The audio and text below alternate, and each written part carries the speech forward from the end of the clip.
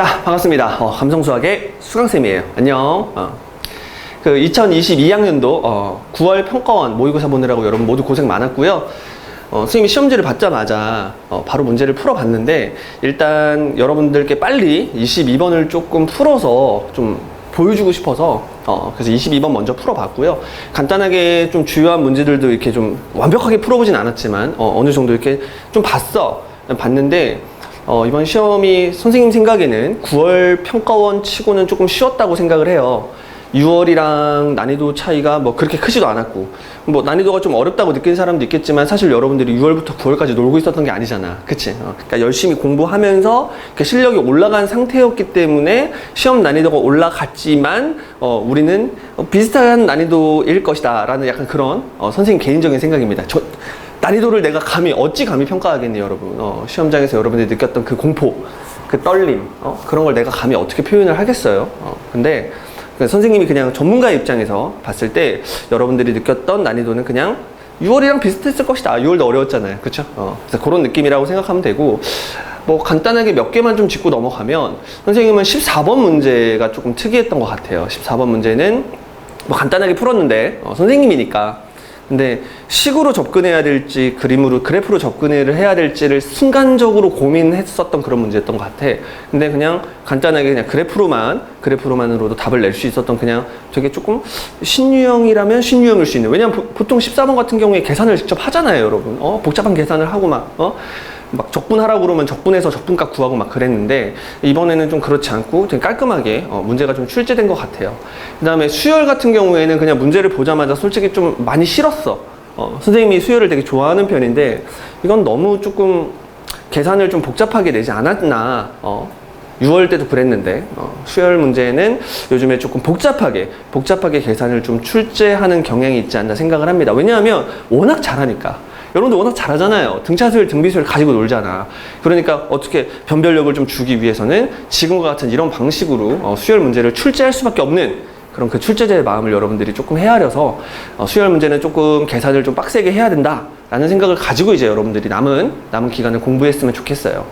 그 다음에 뭐 이제 22번 이제 설명을 할 텐데, 공통 문제는 뭐 이 정도쯤이라고 생각하시면 되고, 확통 같은 경우에는 조금 무난했던 것 같아요. 뭐 확통에서 뭐 특이한 문제라고 볼 거는 없고, 뭐 마지막 30번 같은 경우에도 원래 보통 어떻게 하니? 막 케이스 바이 케이스로 다 막 분류해가지고 그래서 그래도 나름 30번이니까, 문과라고 해서 미안합니다. 그 확통을 선택한 사람의 자존심, 확통 선택자들의 자존심을 좀 살리고자 30번을 좀 어렵게 조금, 시간을 많이 투자하도록 그렇게 문제를 출제하는데, 그렇지 않았던 것 같아. 이번에는 케이스를 나눠야겠다고 생각을 하는데, 그냥 딱 보면 그냥 중복조합, 홈으로 그냥 싹 풀리는 뭐 그런 문제들이었던 것 같고요. 그 다음에 미적분 같은 경우에도 잠깐 봤는데, 도형 문제에서 일단은 여러분들이 많이 힘들었을 것 같아요. 도형 문제. 근데 누군가가 나한테 그런 얘기를 했어. 선생님, 출제자가요, 도형 문제에서 과연 삼각함수의 활용을 낼까요? 왜냐하면 삼각함수의 활용은 앞에 공통 문제에도 있고, 뒤에 이제 미적분에서는 삼각함수의 덧셈 정리라든가 아니면 뭐 이런 극한에 대한 개념을 좀 더 내야 되지 않을까요? 라고 이렇게 말을 하는 사람들이 되게 많았어. 근데 선생님은 어떻게 생각했냐면요, 아니 삼각함수는 기본으로 갖고 있어야 되는 기본 베이스잖아요, 여러분. 그러니까 삼각함수의 활용은 언제든지 자유롭게 쓸 수 있어야 되는 약간 그런 거라고 생각을 했거든. 그래서 그런 식으로 항상 삼각함수의 활용도 미적분에서 많이 무조건 반사적으로 써야 된다고 얘기를 했는데, 이번에 역시 사인 법칙을 쓰면 조금 문제가 좀 쉽게 풀리지 않았나 라는 생각을 좀 합니다. 그리고 이렇게 어떤 각을 좀 세팅하는 연습을 좀 많이 하라고 했었는데, 각을 좀 세팅하니까 좀 문제가 좀 잘 보이더라고요. 그래서 그런 문제였고, 그 다음에 미적분 30번 같은 경우에는 이제 그 자존심이죠. 출제자의 자존심인데, 좀 요즘에 미적분 30번이 좀 쉬워졌잖아요. 근데 이번에도 그렇게 어렵지는 않았던 것 같아. 그냥 함정에만 걸리지 않았으면. 뭐 함정이라고 하면은 fx가 0으로 가는, x가 0으로 가까이 갈 때 fx가 0으로 간다는 그런 막연한 착각을 하지 않았으면 아마 문제가 좀 쉽게 풀렸고요. 순간적으로 fx가 0으로 가야 된다는 생각만 했다. 그러면은 아마 말리지 않았을까. 그리고 다시 그걸 보지 않았겠죠. 왜냐하면 계속 막 진행되고 있는 상황에서 맨 앞에 걸 볼 수는 없잖아. 그치? 그러니까 그런 실수만 좀 하지 않았다면 이번 시험 좀 무난하게 해결을 했을 거라고 생각을 합니다. 선생님이 간단하게 내린 총평이라고 생각을 하고, 내가 직접 시험을 본 것은 아니기 때문에 감히 난이도를 평가할 수는 없지만, 다시 한번 말하지만, 이번 시험은 평이했다. 이렇게 말을 하고 싶습니다. 알겠죠? 전문가 입장에서 봤을 땐 그런 거야. 근데 만약에 이 시험이 너무 어렵다고 느낀 사람들은요, 반성하시면 되죠. 더 열심히 해서 자신의 실력을 올려야겠다고 생각하고 수학에 좀 더 투자를 하시면 되고요. 아니면 이 시험 되게 쉬웠는데? 나 이 정도만 공부하면 되겠다 라는 생각은 안 되겠지. 이번 시험이 쉽다고 느낀 사람들은 수능에서 어려울지도 모르니까 내가 여기서 자만하면 안 되고 좀 더 공부를 해야겠다. 더 이 감각을 계속 유지하자 라는 그런 앞으로 남은 계획을 좀 세울 수 있는 그런 좋은 기회가 됐으면 좋겠습니다. 알겠죠? 자, 이제 본격적으로 22번을 시작해 볼게요. 짠! 22번 문제 한번 보자. 최고차항 계수가 1인 3차함수 fx에 대해서 일단 고맙네요. 최고차항 이렇게 주니까 일단 많이 고마워. 그치? 뭐 할 거 없는 사람들은 x의 3승 플러스 물결 요렇게라도 뭔가 스타트를 하면 뭔가 하고 있다는 그런 느낌을 받을 수 있겠지. 자, 그런 다음에 밑에 있는 함수에 대해서 이제 설명을 하고 있네요. gx라는 함수가. 근데 일단 gx가 너무 꼴배기가 싫어. 일단 fx를 가만히 안 냅두고 x축의 방향으로 얼만큼 3만큼 평행이동을 했구나, 이렇게 여러분들이 생각을 해야 돼. 자, 22번을 풀 수 있는 사람들은 지금 이러진 않겠죠. fx를 이런 식으로 세팅을 해놓고, 맞지? 거기다가 뭘 쳐박는다, 액마3 여기다가 쳐박아서 전개하는 사람들은 없을 거야. 만약에 그런 행동을 했다 하면 22번을 풀면 안 됩니다. 아직 수학 실력이 안 되는 거예요, 여러분. 이건 독설이 아니라 수학 실력이 안 돼. 그러면 안 돼. 절대 그러면 안 돼. 알겠죠? 그러니까 얘를 딱 보자마자 얘는 평행이동을 하겠구나, 3만큼 평행이동을 하겠구나, 그렇게 생각을 해주시면 됩니다. 그 다음에 이제 메인이 요 놈인데, 요 네모친 요 놈, 요 노란색 함수를 잘 해석을 해야 되는데, 요 노란색 함수는 일단 여러분들 너무 싫어. 0으로 보내는 것도 아니고 0 플러스로 보낸대요. 맞죠? 일단 굉장히 기분이 안 좋아. 왜 한쪽으로만 보낼까? 일단 그런 생각을 했고, 그 다음 두 번째 드는 생각은 절대값 함수입니다. 절대값 함수. 그냥 f가 있는 게 아니라 f에다가 절대값을 붙였대요. 그러면 그냥 일단은 보기 좋게 fx에다가 절대값을 붙인 함수를 편하게 h라는 함수로 잠깐만 놔볼게요. 이렇게. 그러면은 식을 다시 한번 연습장에다가 여러분 옆에다가 종이에다가 쓸 수가 있을 텐데, h를 0 플러스로 보낼 때 h분의 좀 h라고, 그래 h라 하자. 여러분 안 헷갈리죠? h에 x 플러스 h 그리고 마이너스 h에 x 마이너스 h, 약간 이런 느낌으로 여러분들이 접근할 수 있다. 그러면 절대값이 이제 없어졌으니까 여러분 좀 편하죠. 그쵸? 그런 다음에 이게 어디서 많이 본 놈이냐면 미분계수에서 여러분들이 많이 접했던 그런 식 같아. 만약에 hx라는 함수가요, 오케이? x는 0에서 미분이 가능하다. 글씨가 좀 잘 안 써지네요. 미가. 만약에 얘가 미분이 가능했다. 그러면 얘를 딱 보자마자 여러분들 0에서는 필요 없죠. 그냥 h라는 함수가 미분이 가능했던 함수다. 그러면 얘를 보자마자 여러분들은 h'x다. 그리고 앞에다가 몇 배? 2배. 이렇게 여러분들이 세팅을 해줄 수가 있어요. 이건 단순히 hx가 미분 가능할 때만 쓸 수 있는 스킬입니다. 하지만 여기에 뭘 붙여놨기 때문에, 그치? 절대값을 붙여놨기 때문에 분명히 3차 함수는 뾰족뾰족할 거란 말이야. 뾰족뾰족. 그쵸? 그러니까 함수가 뾰족뾰족할 거니까 미분이 가능하지 않아요. 그럼 얘를 이렇게 말할 수가 없단 말이지. 그러면 아무것도 진행할 수가 없다. 아무것도 진행할 수가 없다. 자, 그러면 얘를 보고 여러분들이 어떤 접근을 해야 되냐. 선생님도 이 문제를 보자마자 당연히 얘를 hx라고 놨어요. 그런 다음에 이 식을 한참을 쳐다보고 있는데 갑자기 불현듯 그 문제가 떠오르는 거야. 여러분 옛날에, 옛날이죠. 옛날에 출제됐던 문제인데, 그 문제가 어떤 문제집에는 다 있습니다. 정말 여러분들이 어떤 문제집을 펼치든 그 문제는 꼭 반드시 있어요. 무슨 문제냐면 귀여운 니은 디귿 문제였는데, 디귿 이래가지고 fx를 이렇게 정의를 해줘요. 절대값 x-1이라. 이런 문제 본 적 있을 거야. 자, 그랬을 때 리미트 h가 0으로 갈 때 이렇게 해가지고 여기다가 이제 h분의 똑같이 x 플러스 h 마이너스 f에 x 마이너스 h, 뭐 이런 식으로 써놓은 게 있어. 이게 x였나?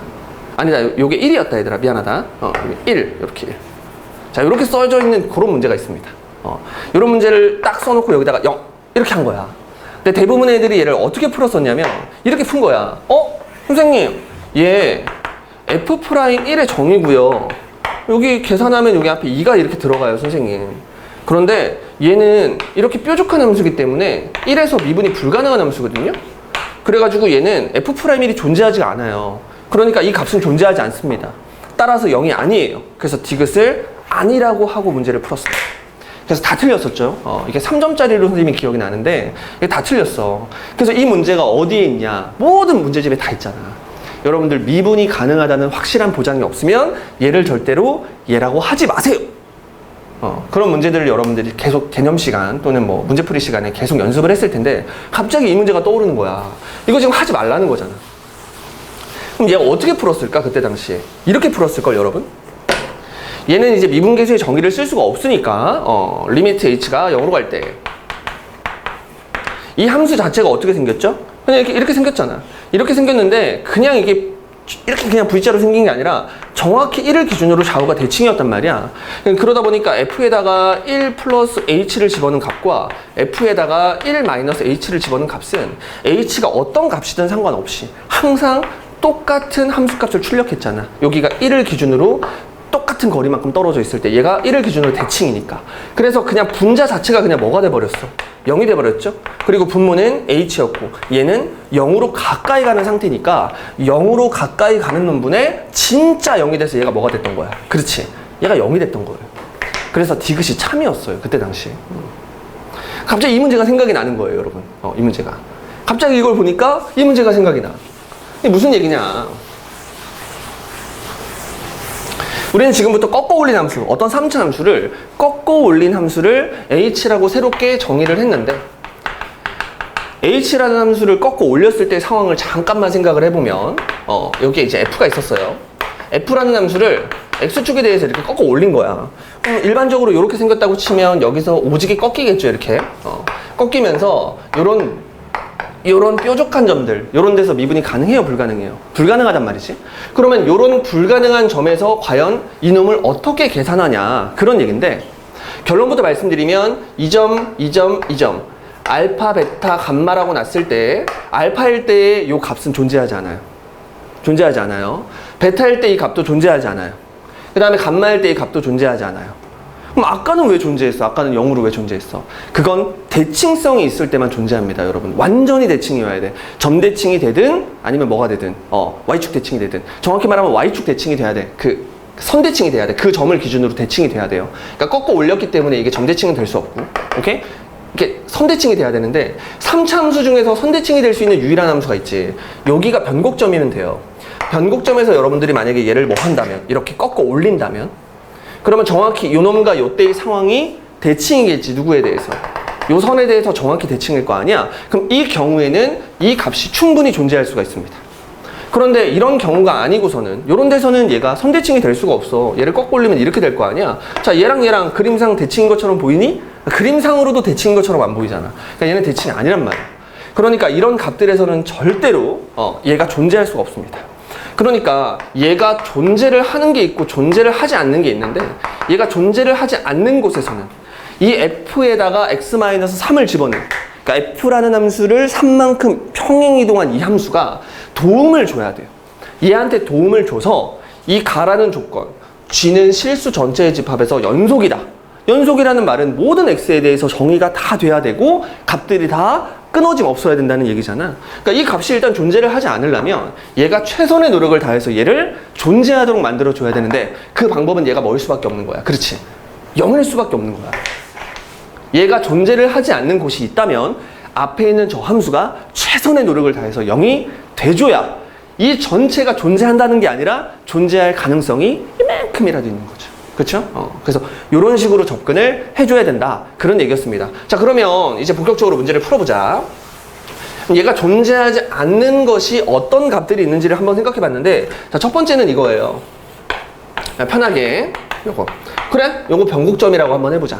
오케이? 요걸 변곡점이라고 한번 해보면 요걸 알파, 요걸 베타, 요걸 감마라고 한 거예요. 그쵸? 3차 함수가 이렇게 생긴 거야. 근데 이 3차 함수를 일단 여러분 얼만큼 평행이동을 해? 3만큼 평행이동을 할 거 아니야? 그럼 3만큼 평행이동을 하긴 할 건데 얘를 꺾어 올리는 작업도 해줘야겠죠? 자, 꺾어 올릴게요. 변곡점이니까 완전히 높이가 똑같겠지? 이렇게. 자, 그렇게 되면 얘는 존재를 합니다. 아까 대칭성을 이용해서 얘가 존재한다는 걸 확인했죠? 그러면 알파랑 감마에서 존재하지 않는다는 사실을 알아낸 거야. 그러면 얘가 존재하지 않을 때 얘는 0으로 값이 정해줘야 그래야 이 전체 값이 정의가 될 가능성이 이만큼이라도 있는 거라고 했죠. 그럼 자 이제 해볼게요. 얘를 열심히 평행이동합니다. F라는 그래프를 3만큼 평행이동을 하는 순간 문제가 바로 발생해. 누구에서? 그렇지. 알파에서. 알파에서 무조건 문제가 발생하지 않아? 얘가 지금 존재하지 않는 값이라고 했기 때문에 누가? F의 x-3이 0이 돼줘야 되는데 이 그래프를 3만큼 이동하는 순간 얘를 이제 커버 쳐줄 수 있는 그런 F 값이 없어지는 거죠. 원래 3차 함수가 이렇게 생겼었는데 얘를 이동하니까 얘가 아무튼 이동할 거 아니야 이렇게. 그쵸? 그러면 얘를 0으로 만들어주는 값이 더 이상 없는 거지.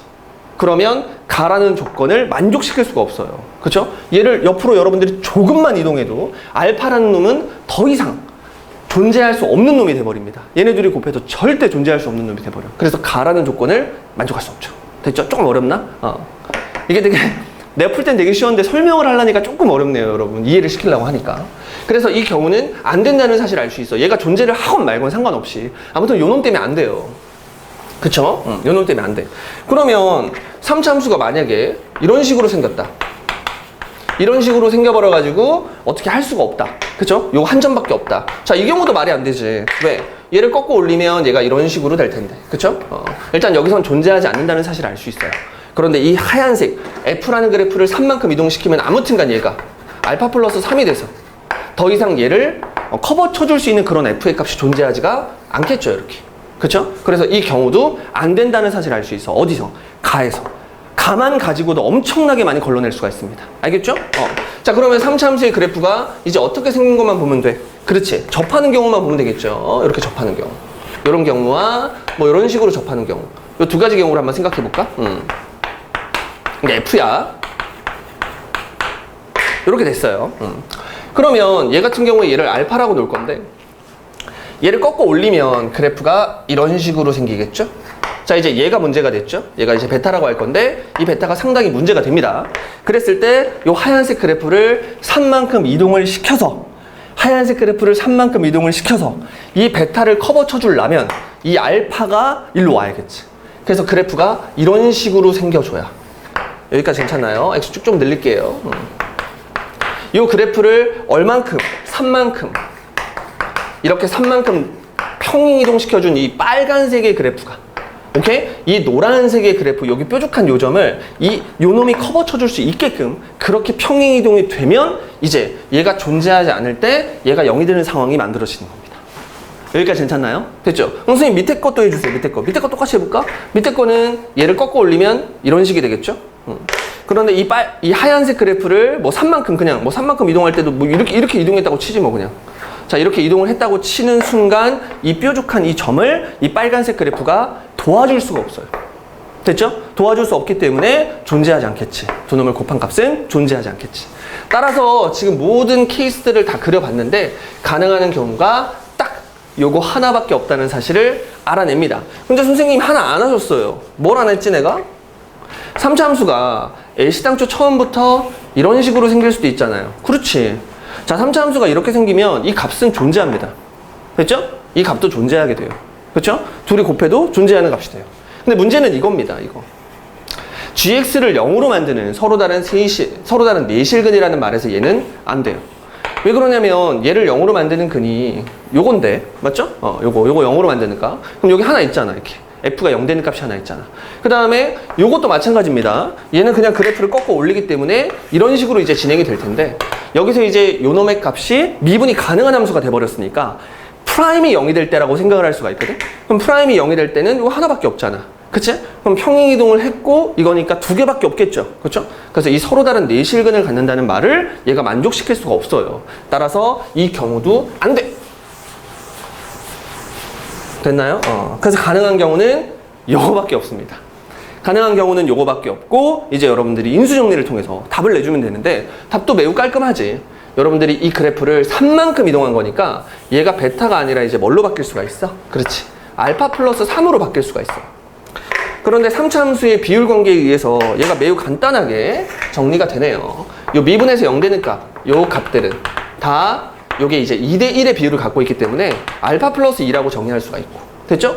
같은 원리로 얘가 알파 플러스 3이었고 얘가 그대로 3만큼 이동한 거니까 얘가 이제 알파 플러스 6이 되는 상황이고 뭐 굳이 뭐 구해본다면 요 놈도 구할 수 있겠죠? 얘가 이제 2대1의 비율 관계를 갖고 있으니까 얘가 알파 플러스 5라는 이런 얘기를 할 수가 있다.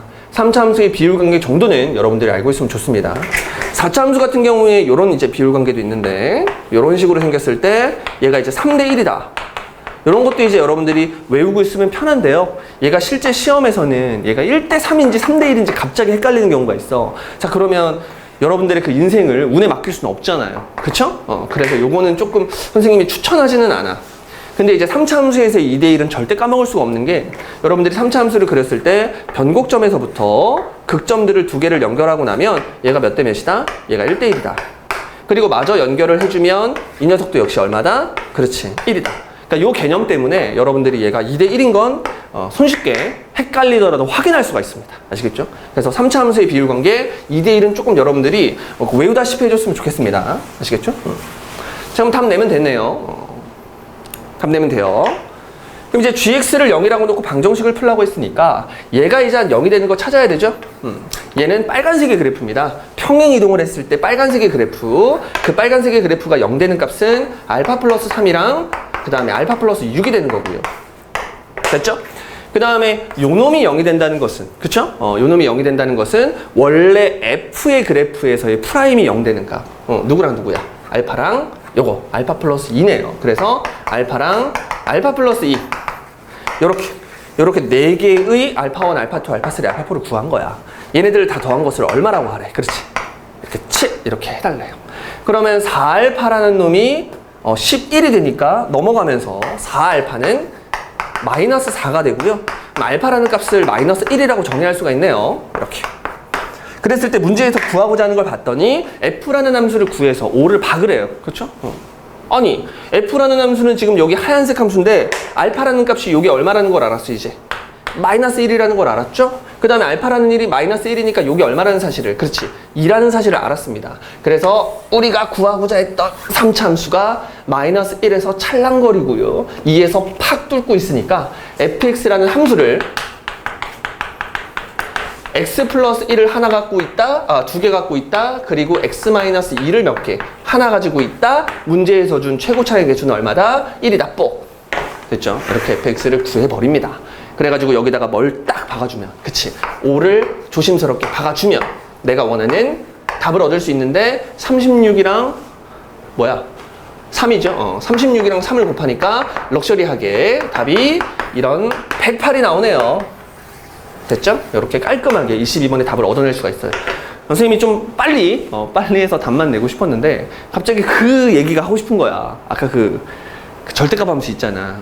사실 그거에서부터 난 나왔다고 생각을 해요. 이런 문제들이. 그래서 개념 같은 것도 여러분들이 정리를 하면서 그렇게 좀 문제를 잘 풀었으면 좋겠습니다. 시험 보느라 고생했고 이번 주 한 주 동안은 여러분들이 뭘 해야 되냐? 울고 있을 시간 없습니다. 알겠죠? 울긴 왜 울어? 시험 본 것도 아닌데, 이거. 수능도 아닌데.